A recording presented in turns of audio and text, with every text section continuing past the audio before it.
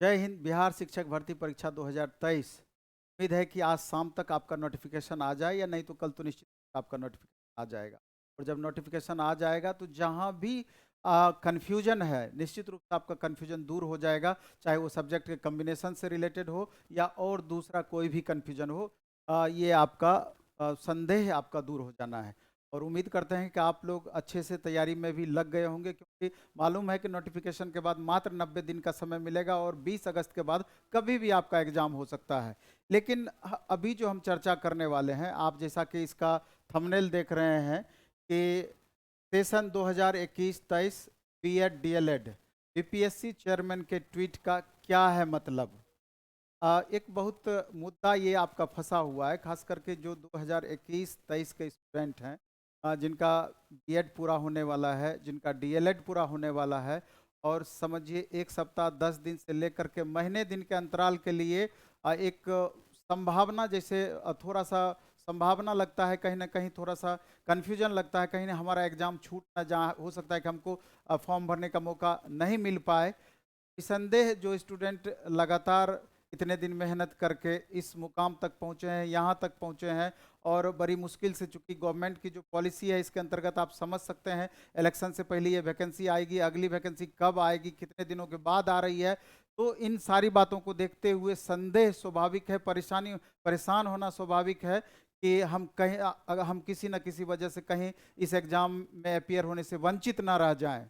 तो हमारा ये कहना है कि अभी तो हम इस पर क्या ट्वीट इन्होंने किया है, और इस ट्वीट के बिहाफ में और भी स्टूडेंट इस पर क्या अपनी प्रतिक्रिया दिए हैं ट्विटर अकाउंट पर ही, उसको भी हम दिखाएंगे आपको। लेकिन ये समझना भी जरूरी होगा कि 15 दिन से महीने दिन के लिए अगर आपको मौका नहीं मिलता है तो इससे बड़ा दुर्भाग्य क्या होना है। और मेरे ख्याल से हाथ पर हाथ रख करके बैठने से भी काम नहीं चलेगा, कि पॉलिटिकल इशूज हैं। और हमको लगता है कि अगर आप लोग का आपस में थोड़ा सा भी यूनिट बन पाता है, आप लोग एक शिष्टमंडल बना करके 50-100 स्टूडेंट भी अगर शिक्षा मंत्री के पास जाते हैं, बीपीएससी चेयरमैन साहब के पास आप अपनी रिक्वेस्ट को लेके जाते हैं, तो हो सकता है कि चेयरमैन सर इस मामले को अ, मंत्रालय तक लेके जाएं, शिक्षा विभाग तक लेके जाएं, और आपकी बातों पर हम्बल विचार हो, तो ये आपके कहीं ना कहीं हित में जा सकता है। लेकिन इसके लिए थोड़ा प्रयास निश्चित रूप से आपको होना चाहिए, क्योंकि अभी का जिस तरीके से समय हो गया है, अभी जिस तरह का माहौल बना हुआ है, कि आपको हर चीज़ के लिए स्ट्रगल करना पड़ेगा। खास करके अपने अधिकार के बारे में कह रहे हैं कि ये आपका अधिकार बनता है कि अपने वाजिब मांग को आप सरकार के समक्ष रख पाएं, लेकिन कोई माध्यम आपका होना चाहिए। आपस में अगर यूनाइट रहेंगे तो निश्चित आपको मौका मिल जाएगा और आपकी बात सुनी जाएगी। और इंडिविजुअल अगर आप जाते हैं तो हो सकता है कि आपकी बात को इग्नोर किया जाए। और चूंकि अभी तक के बीपीएससी के इतिहास में चेयरमैन सर अतुल प्रसाद जी, हमको नहीं लगता है कि इनके जैसा चेयरमैन बीपीएससी में आज तक कभी हुआ था। आप देखेंगे रेडिकल चेंजेज इधर हाल के दिनों में बीपीएससी में लाए हैं, और सबसे बड़ी बात है कि हर बात को समझते हैं, बुझते हैं, और हर खामी को दूर करने का प्रयास करते हैं, और बहुत उदार तरीके से हर चीज़ को इम्प्लीमेंट करते हैं, और हमेशा छात्रों की छोटी छोटी बातों को भी समझने का प्रयास करते हैं। और यही कारण है कि ये अपने ट्विटर हैंडल पर भी लगातार एक्टिव रहते हैं, हर अपनी बात को शेयर करते हैं, और छात्र जो रीट्वीट करते हैं तो उन बातों को भी देख करके उस पर विचार करने का प्रयास करते हैं, और उसमें उचित सुधार जहां तक संभव है उसके लिए लगातार प्रयासरत रहते हैं। इसलिए आप लोग छात्र सर पर विश्वास कर सकते हैं, और सर से हम्बली रिक्वेस्ट भी कर सकते हैं। लेकिन आज का जो इनका ट्वीट है, थोड़ा सा आपको भी देखना चाहिए कि सर इसमें क्या किए हैं। में आप देखेंगे कि ये कल का ट्वीट है, इन्होंने लिखा है कि BPSC has no role in deciding eligibility criteria और cut off date in TRE. We will only go by the government instruction and the rule in this regard, but I guess this exam is not the end, rather it's the beginning. Many more recruitment cycles will follow. इनका कहने का ये मतलब है कि BPSC का कोई भी रोल कट ऑफ डेट से रिलेटेड आपका नहीं है।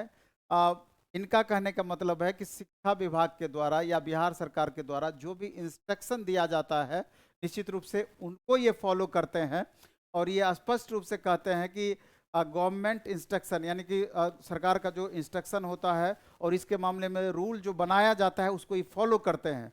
और ये भी बात बोलते हैं कि but I gas this exam is not the end, मतलब कि यही एग्जाम अंत नहीं है, बल्कि many more recruitment cycle will follow, यानी कि इस तरह का रिक्रूटमेंट साइकिल आपका लगातार बना रहेगा।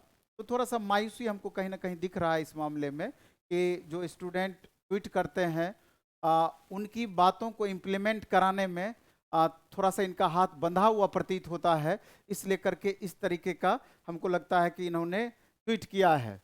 और इसके इनके ट्वीट के जवाब में बहुत सारे छात्रों का भी लगातार रिट्वीट हुआ है। आप देख रहे हैं कि छात्रों का क्या कहना है, थोड़ा सा इस पर भी हम कमेंट लेते हैं, बहुत और बातें आपका क्लियर होगा। अब देखिए एक छात्र है मनीष यादव, इनका कहना है कि आपका एक प्रयास हम सभी अभ्यर्थी के भविष्य को तय करेगा, चेयरमैन साहब को बोल रहे हैं, और इसलिए सर अपने बच्चे समझ करके हम लोगों के बारे में अपने विचार को सरकार के समक्ष साझा कीजिए। इसके लिए सत्र 2021-23 के हम सभी अभ्यर्थी प्रशिक्षु आपका सदा आभारी रहूंगा। बड़ा हम्बल रिक्वेस्ट इन्होंने चेयरमैन सर से किया है कि सर आप अपने बच्चे समझ करके ही हम लोग के खातिर आप सरकार से इस बात के लिए रिक्वेस्ट कीजिए कि हम लोग को भी इसमें मौका निश्चित रूप से मिल पाए। चलिए दूसरे अभ्यर्थी का, आप जैसे ये दूसरे अभ्यर्थी का आप देख रहे हैं कि एक एप्लीकेशन लिखा हुआ है कि सेवा में माननीय मंत्री शिक्षा विभाग और बीपीएससी चेयरमैन दोनों के संदर्भ में बिहार सरकार पटना, विषय आगामी 7वें चरण शिक्षक नियुक्ति परीक्षा बीपीएससी में सत्र 2021-23 के प्रशिक्षु DElEd and BEd with CTET qualified को भी अपेयरिंग ट्रेनिंग के रूप में शामिल होने की अनुमति प्रदान करने के संबंध में इन्होंने बड़ा हम्बल तरीके से इन्होंने भी रिक्वेस्ट किया है शिक्षा विभाग से कि हम लोग चाहे डीएलएड वाले बच्चे हैं या बीएड वाले बच्चे हैं जो इस बार सीटेट क्वालिफाई कर चुके हैं, कुछ दिनों के लिए हमको वंचित नहीं किया जाए, बल्कि सरकार से ये रिक्वेस्ट है कि हम लोगों का भी इसमें उचित उपाय निकाला जाए। इसके बाद जब हम आगे बढ़ते हैं तो आप देखते हैं नेक्स्ट में कि रमन कुमार झा है, इन्होंने लिखा है कि sir can you please clarify about the syllabus of 50 numbers marks paper to be asked in higher secondary, मतलब 9th 10th या 11th 12th में जो 50 मार्क्स का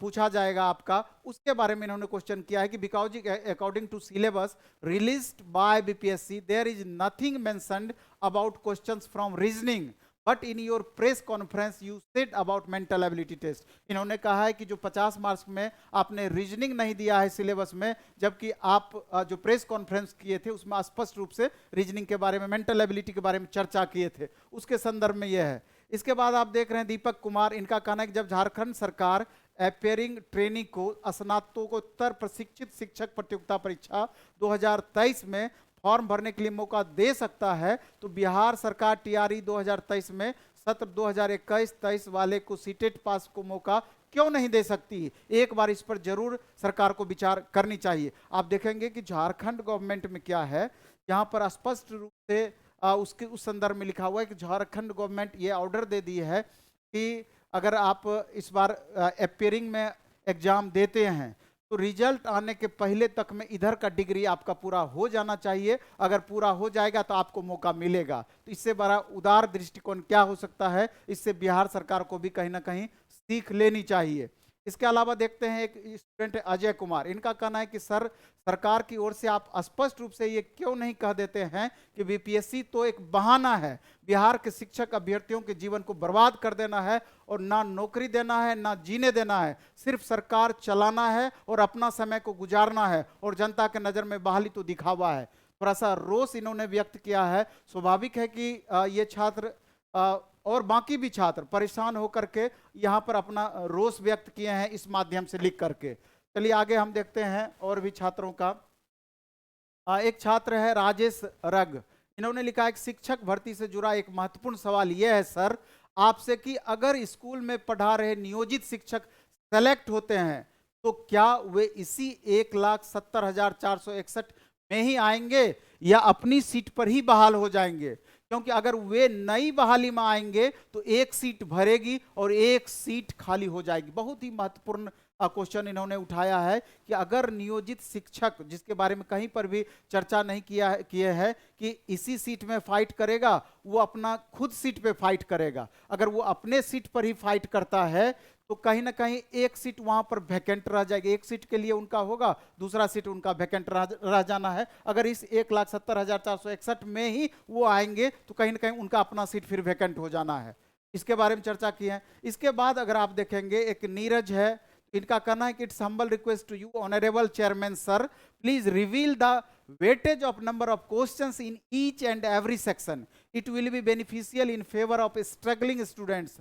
What should read or not? Please reveal the number of questions respected that topic. इनका कहने का ये मतलब है कि सर कहीं ना कहीं इस बात को भी क्लियर किया जाए कि किस पेपर से number of questions GS section में कितने पूछे जा सकते हैं, जिससे कि संबंधित सब्जेक्ट का वेटेज के हिसाब से स्टूडेंट अच्छे से तैयारी कर पाए।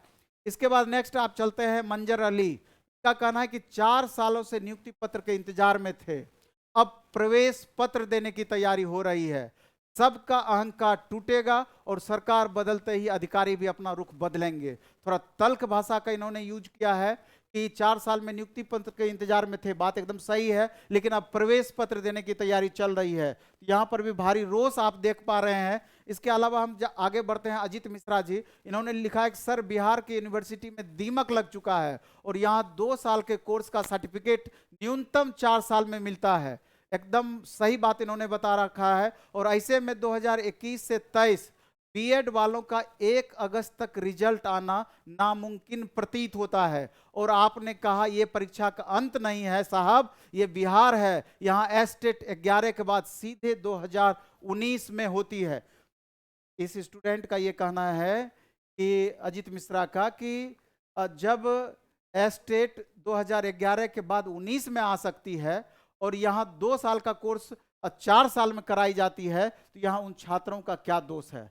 थोड़ा सा उदार तो गवर्नमेंट हो ही सकती है, क्योंकि यहाँ सर सब गवर्नमेंट के ही गलती का नतीजा आखिर छात्र भुगत रहे हैं। उसके बाद हम आगे फिर से हम देखते हैं, आगे बढ़ते हैं कि एक राज रंजन है, इनका है कि नेगेटिव मार्किंग का प्रयोग क्यों? ये कहीं से भी मूल्यांकन के लिए उचित या युक्त उपकरण नहीं है।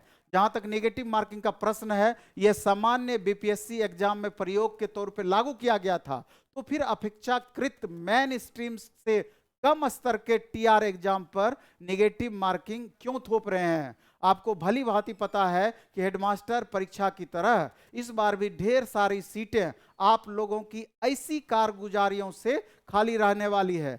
ये प्रतिष्ठा में प्राण गंवाने जैसा है आपके लिए और सरकार के लिए भी। टीआरई अभ्यर्थियों से किस बात का बदला लेने पर तुले हैं, तब जबकि इन अभ्यर्थियों से आपका कोई भी सरोकार नहीं रहा है। कुछ समय या वर्षों में पहले तक बीपीएससी को तो होश नहीं था नेगेटिव मार्किंग का। ई ऑप्शन जैसी विकृत पद्धति, गलत प्रश्न पत्र सेट करने की अयोग्यता छुपाने का असफल प्रयास अभी तक सुधारा नहीं गया है। उसका क्या? आपके एक्सपर्ट 150 प्रश्नों को भी सही उत्तर के साथ आज तक नहीं दे पाया है। इस बार अपेक्षाकृत सॉफ्ट टारगेट है। निश्चित रूप से तल्ख है भाषा, लेकिन आप देखेंगे कहीं ना कहीं इसमें सच्चाई जरूर है और तो इस पर भी गंभीरतापूर्वक गवर्नमेंट को विचार करना चाहिए। इसके बाद देखेंगे श्यामलाल बिहारी जी है, इनका है कि बीएसईबी और सरकार की गलती और खामियां भुगतते 2021 से 23 के स्टूडेंट। वाह जी वाह, अच्छा न्याय है। एनसीटीई के रूल के मुताबिक हम लोगों का एग्जाम अप्रैल में हो जाना चाहिए था, लेकिन शिक्षा विभाग की गलती का नुकसान हम लोग भुगत रहे हैं निश्चित रूप से। और एक स्टूडेंट नीतू सिंह है, अब क्या कंचनजंगा चढ़ाएंगे सर? 4 साल झेलने के बाद फिर से पढ़ाई कर रहे हैं, उसके बाद नौटंकी हुआ ना सर तो बिहार में गृह युद्ध की स्थिति हो जाएगी। तो इन सारे स्टेटमेंट या छात्रों के आप कमेंट को देख करके समझ पा रहे होंगे कि छात्रों में कितनी रोष है। इसलिए दोबारा से हम आपको कहना चाहेंगे, जो भी 21-23 के स्टूडेंट हैं उनको थोड़ा सा आपसी एकजुटता का परिचय देते हुए कैसे आप लोग कलेक्ट हो करके एक साथ अगर आप शिक्षा विभाग पहुंच पाते, संबंधित मंत्रालय पहुंच पाते, संबंधित मंत्री को अपनी बात रख पाते, या बीपीएससी चेयरमैन के समक्ष हम्बल तरीके से अपनी बात को रख सकते, तो हो सकता है कि कहीं ना कहीं सरकार पर अधिक से अधिक दबाव आप बना पाते। वैसे सब राजनीति है, लास्ट मोमेंट में ये वैकेंसी आपकी दी गई है, इसलिए गवर्नमेंट भी हमको लगता है कहीं नहीं चाहेगी कि इतने बड़ी संख्या वाले छात्रों को इग्नोर करने का। कहीं ना कहीं वोट बैंक की राजनीति के कारण ही सही, लेकिन आपकी बातें निश्चित रूप से जाएगी, लेकिन प्रयास तो करना ही होगा। चलिए धन्यवाद, इस वीडियो में हम इतना ही रखते हैं। धन्यवाद।